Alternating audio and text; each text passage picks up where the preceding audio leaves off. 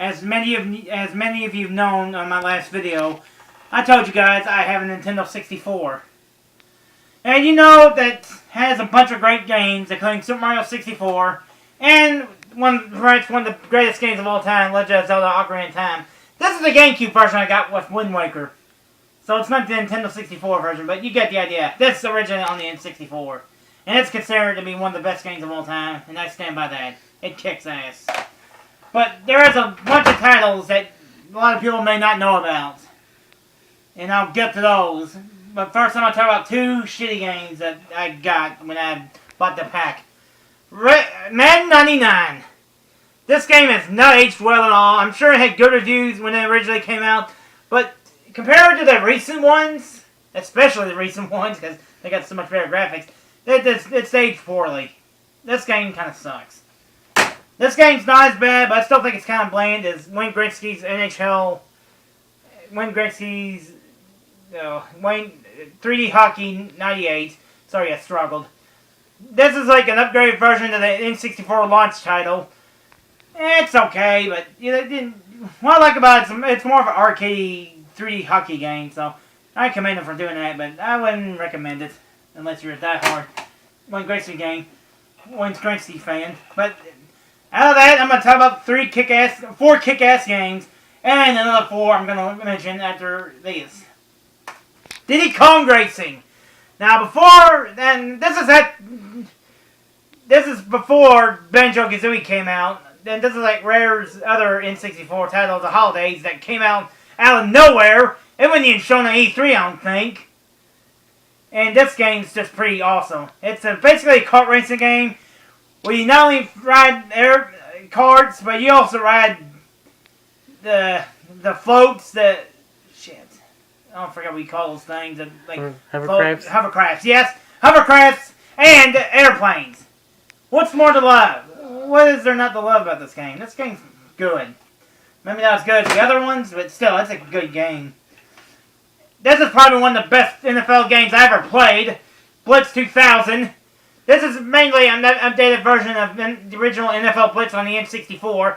Of course, it's got an updated roster, but what I love about this game is how fucking arcadey it is. It's just over the top. There's no rules. It's an awesome game. I highly recommend it.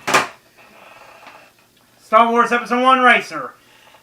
A racing game that was done from pod races from Star Wars Episode 1. I know a lot of people did not like that movie, but I am not one of those people. The movie's not too bad. I liked it. I'm sure it wasn't the best in the series, but it's not as bad as some people would say it is.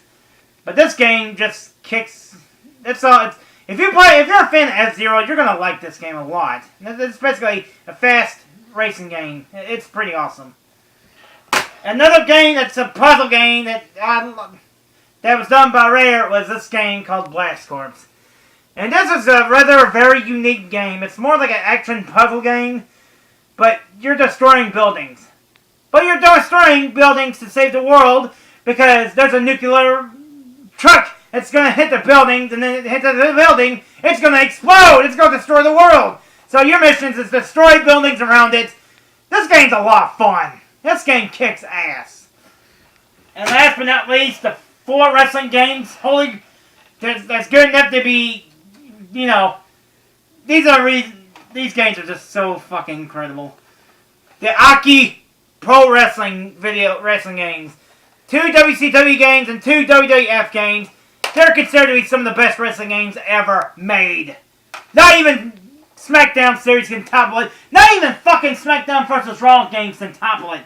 They do every wrestling SmackDown vs. Raw game every year, and they're just getting shittier and shittier compared to these games. They're just so fucking awesome.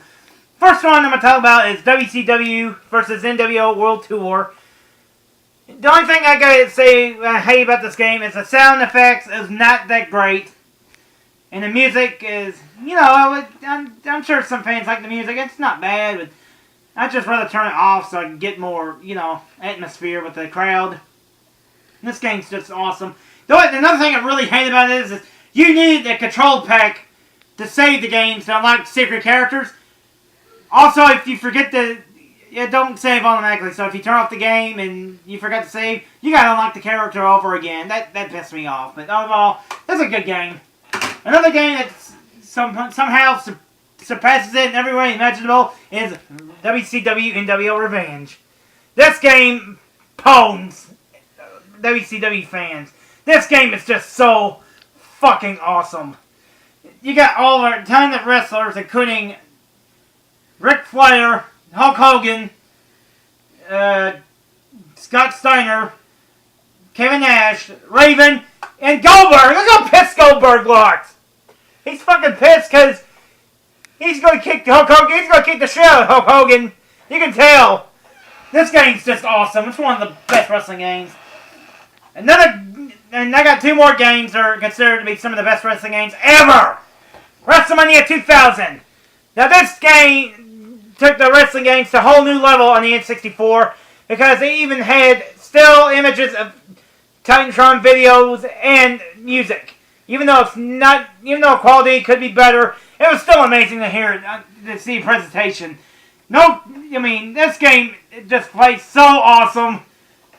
It's another must-have wrestling game. And this is probably the holy grail of wrestling games to some people. No Mercy. Because it's expanded roster, expanded everything. You can even fight backstage. That's how fucking amazing this game is.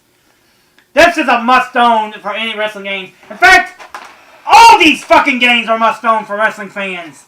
So there you go. That's my thoughts on the N64. It's a great underrated console. It may not be as powerful as the PlayStation with the CD-ROM, but that was still a fucking great system. Till next time, bitches! No mercy. Giant and Hulkster is gonna kick your fucking asses if you don't play this game.